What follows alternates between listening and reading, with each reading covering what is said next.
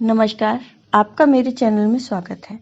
आज मैं विनायक चतुर्थी पर एक गणेश भगवान की एक बहुत ही सुंदर कथा लेके आई हूँ।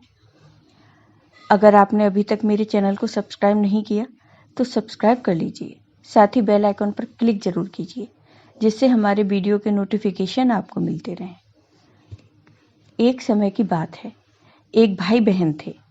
बहन की शादी हो चुकी थी, वह अपने ससुराल में रहती थी। लेकिन बहन का नियम था कि वह अपने भाई का चेहरा देखकर ही खाना खाती थी। हर रोज सुबह वह जल्दी उठती और जल्दी जल्दी सारा काम करके अपने भाई का मुंह देखने के लिए उसके घर जाती थी। एक दिन रास्ते में एक पीपल के नीचे गणेश जी की मूर्ति रखी थी। उसने भगवान के सामने हाथ जोड़कर कहा कि मेरे जैसा अमर सुहाग और मेरे जैसा अमर पीहर सबको दीजिए। यह कहकर वह आगे बढ़ जाती थी। जंगल की झाड़ियों के कांटे उसके पैर में चुभ जाते थे। एक दिन वह लड़की अपने भाई के घर पहुंची और भाई का मुंह देखकर बैठ गई।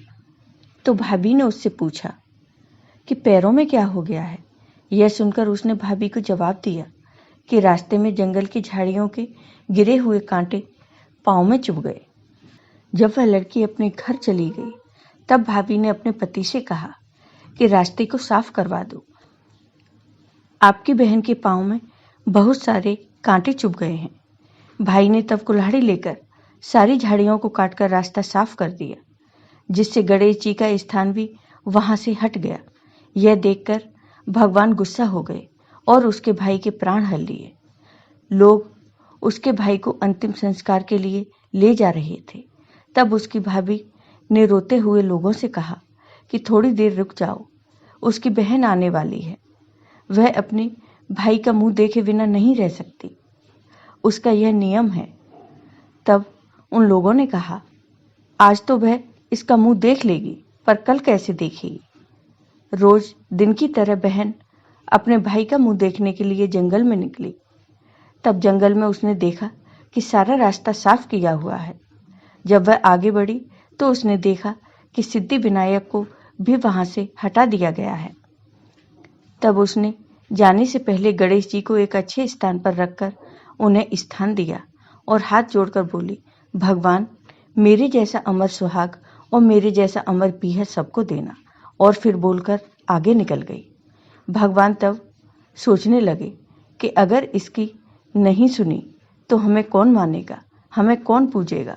तब सिद्धि विनायक ने उसे आवाज दी, बेटी इस खोजड़ी की 7 पत्तियां लेकर जा और उसे कच्चे दूध में घोलकर भाई के ऊपर छींटा मार देना, वह उठकर बैठ जाएगा। यह सुनकर जब बहन पीछे मुड़ी तो वहां कोई नहीं था।